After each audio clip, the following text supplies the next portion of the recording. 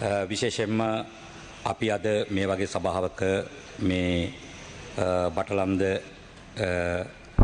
Commission සභාව වාර්තා විවාදයට ලක් කරනකොට ඒ කාල පරිච්ඡේදය ගත්තොත් අද මේ වගේ සුවපහසු මේ සභාවක සිදුවෙච්ච සිදුවීමක් නෙවෙයි. අමානුෂික ලෙස මේ රටේ විශ්වවිද්‍යාල ශිෂ්‍යයන්, නීතිවේදීන්, වෛද්‍යවරුන් ආදී මේ රටේ තරුණ තරුණියන් ඝාතනය කරපු ඝාතකාගාරයක් සම්බන්ධයෙන් කතා පුවත් තමයි මේ කතා කරන්නේ. මම මතක් කරන්න කැමති මේ විශේෂයෙන්ම මේ අප්‍රේල් මාසේ රතු එරබදුමල් පිපෙන මාසේ බක් මාසේ මේ කෘතිය සම්පාදනය කරන්න මූලික වෙච්ච චන්ද්‍රිකා බණ්ඩාරනායක මැතිණියගේ මව්ගේ පාලන කාලේ මෙවැනිම මහා ඝාතනයක් සිද්ධ වුණා. අප්‍රේල් 5 වෙනිදා ආරම්භ වෙච්ච ඝාතනේ ඒ සිහිපත් කරන මාසය තමයි මේ මාසේ. ඉතින් එවැනි මාසයක මෙවැනි කාර්යයක් සම්බන්ධයෙන් කතා කිරීම එක පැත්තකින් මම හිතනවා දයුපෝගතයි කියලා. මේ කතා කරන්නේ නිකම්ම මේ වාර්තාවක් නෙවෙයි. එකක් ලාංකීය හිට්ලර්වරයාගේ බඳු කතාවක් මේ කතා කරන්න තියෙන්නේ. ඇත්තටම ගත්තොත් ඒ කාලේ පැවතුණු ත්‍රස්තවාදය නම් කරා නම් හොඳයි කියලා මම හිතනවා සාධාරණයි කියලා රාජ්‍ය ත්‍රස්තවාදය කියලා. එනනම් රජයක් ත්‍රස්ත ක්‍රියාවල නිරත වෙච්ච ආකාරයක් සම්බන්ධයෙන් වාර්තාවක් සම්බන්ධයෙන් අපි සාකච්ඡා කරන්න. වැටුප් වලට දසවද දීලා මේ රටේ තරුණ තරුණියන් මරා දමපු යුගයක් සම්බන්ධයෙන් කරන සාකච්ඡාවක්.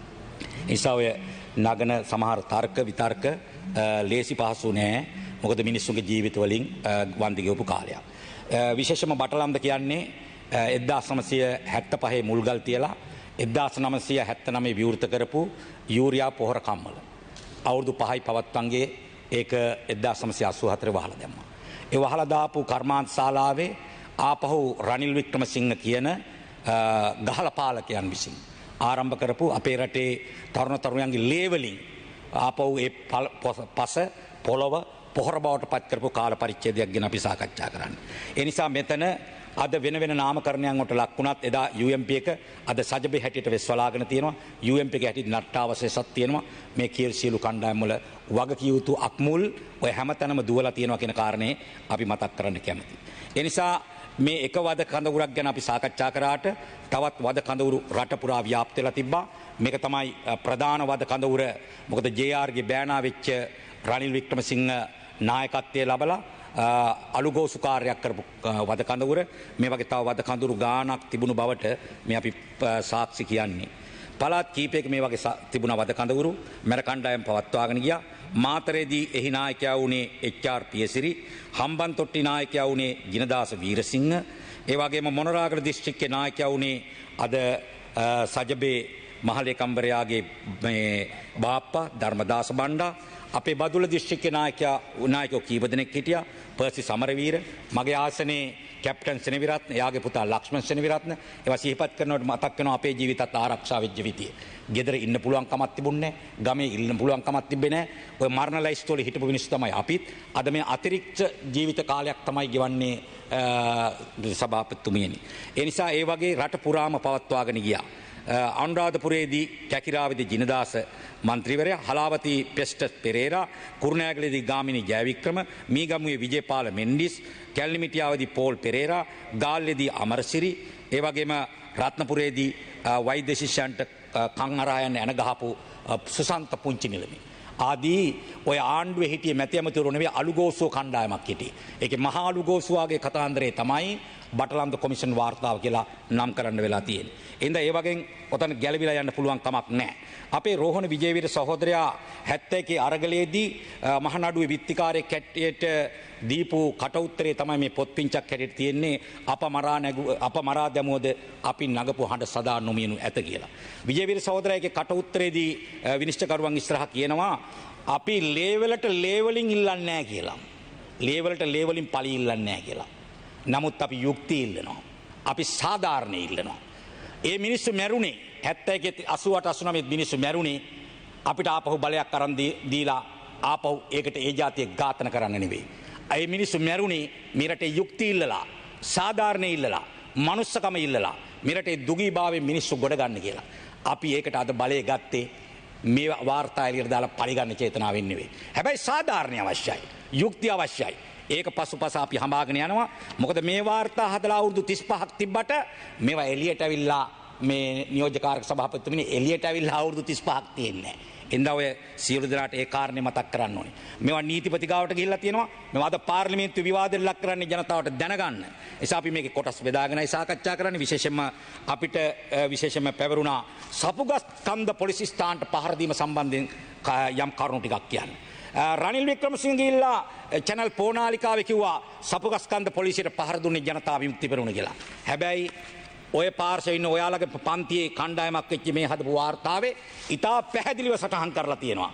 අපේ නියෝජ්‍ය ඇමති සුනිල් වටකල සහෝදරයා කිව්වා මේ සපුගස්කන්ධ පොලිස් ස්ථානට පහර දුන්නේ රනිල්ගේ ගෝලයෝ. එයාලා තමයි සැලසුම් කරලා කුමන්ත්‍රණය කරලා පහර දුන්නේ. ගෝණගල සුනිල් මැරවරෙක් කාම අපරාධකාරයෙක් වෛද්‍යවරයෙක්ගේ දියණියක් අවුරුදු 17ක බලහත්කාරයෙන් දූෂණය කරලා පොකුරු ගහලා දූෂණය කරලා අධිකරණයෙන් ඇතුළට දාලා හිටියේ ජේ.ආර්. යාට දුන්නා ජනාධිපති සමාව දුන්නා. අන්නේ ජනාධිපති සමාව දීපු වෙලාවේ මාධ්‍යවේදීන් එක් වෙලාවක ඒක ගැන අහනවා ජේ.ආර්. ගෙන් මේක ගියේ රාවේ පත්‍රයේ 1994 ජේ.ආර්. ගෙන් මෙහෙම ප්‍රශ්න කරනවා මාධ්‍යවේදියෙක්. ඇයි ඔබ ගෝණවල සුනිල්ට ජනාධිපති සමාව දුන්නේ කියලා. එතකොට හිටපු ජනාධිපති ජේ.ආර්. උත්තරේ දෙනවා මොකක්ද ඒකේ තියෙන වැරද්ද කියලා අහනවා මාධ්‍යවේදියාගෙන්. මාධ්‍යකාරු නැවත අහනවා ඔව් සාපරාධී ස්ත්‍රී දූෂකයෙක් වරදකරුවෙක් ඔහුට සමාව දුන්නේ කොහොමද කියලා. එතකොට ජනාධිපති ජේ.ආර්. කියනවා රනිල්ගේ මාමා කියනවා ඉතින් මට බලය තිබුණා මම සමාව දුන්නා. එතකොට මාධ්‍යකාරු අහනවා ඔබට ආණ්ඩු ක්‍රම ව්‍යවස්ථාවෙන් බලය තිබුණාද? එතකොට හිටපු ජනාධිපති ජේ.ආර්. කියනවා ඉතින් මොකද්ද මම කරපු වරද? මට ඒ බලය තිබුණා මම බලය ක්‍රියාවේ යෙදුවා කියලා. මාමගේ බෑන තමයි එයාට තිබුණු බලය අර විදිහට අයිතු ලෙස පාවිච්චි කරේ. ඕක රටේ නීතිය නෙවෙයි. ඕක රාජ්‍ය ත්‍රස්තවාදය. කළු බලල්ලු, කහ කොටි, කහ බලල්ලු, කොළ කොටි, ඔය ඔක්කොගේ මාත්වල ලේ තැවිරලා තියෙනවා. එඳ ඔබතුමාලට මම මතක් කරන්න පුළුවන්. මතක් කරන්න කැමති. ත්‍රස්තවාදය කියලා නාමකරණය කරාට ඔය ත්‍රස්තවාදයේ නිකම්ම පැන නගින්නේ නැහැ. විරුවාසා ද්‍රෝහියා කියලා දෙන්නෙක් ඉන්නවා. විරුවා කියන්නේ ගරු නියෝජ්‍යකාර සභාපතිතුමනි මේ රටේ ප්‍රගතිශීලීන්ට කියන නමක්. ලෝකේ ප්‍රගතිශීලීන්ට කියන නමක්. යුක්තිය ඉල්ලන මිනිස්සුන්ට කියන නමක්. සාධාරණත්වය වෙනුවෙන් පෙනී මිනිස්සුන්ට කියන නමක්. විරුවා. ඒ හින්දා මේ පැත්තේ අපේ ජීවිත දීපු මිනිස්සු ඇවිල්ලා පඩියට සටනට ගිය මිනිස්සු නෙවෙයි. මේ මාතෘභූමිය වෙනුවෙන් සටනට ගියා. මේ රටේ පීඩිත පන්තිය වෙනුවෙන් සටනට ගියා. මේ රටේ යුක්තිය සාධාරණ වෙනුවෙන් සටනට ගියා. ඒ හින්දා ඔහෙලා කුලියට මිනි මරපු මිනිස්සු. ඔයාලගේ තනතුරු රැකගන්න මිනි මරපු මිනිස්සු. ඒ නිසා අපරාධකාරයෝ සුදු ඇඳගෙන සලු පෙරවගෙන හිටියට මෙතන ඇවිල්ලා සුදු රෙද්දාස්සේ ඉන්නේ අපරාධකාරයෝ කියලා එදා ඉඳන් රෝහණ විජේවීර සහෝදරයා කිව්වා. ඒ නිසා අපි මේකට සාධාරණ බලාපොරොත්තු වෙනවා. එඳ සපුගස්කන්ධ පොලිසියට පහර දුන්නේ ඔන්න ඔය රනිල්ලගේ ජේ.ආර්. ලගේ මේ නිදහස් කරපු ගෝණවල